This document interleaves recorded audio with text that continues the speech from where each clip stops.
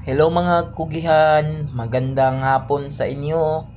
Yung ginagawa natin, iniipon natin yung mga damo at saka yung mga dahon ng saging na di na ginagamit para maging malinis yung puno ng saging na garnaba, para hindi siya tirahan ng mga insekto, para maging maayos rin yung mga saging natin.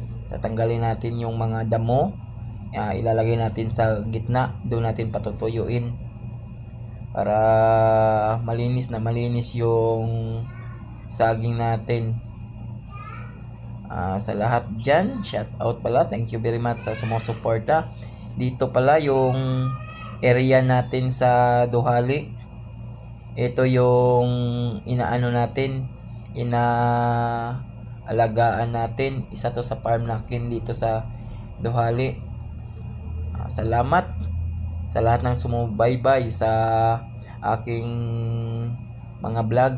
Thank you very much and bye-bye.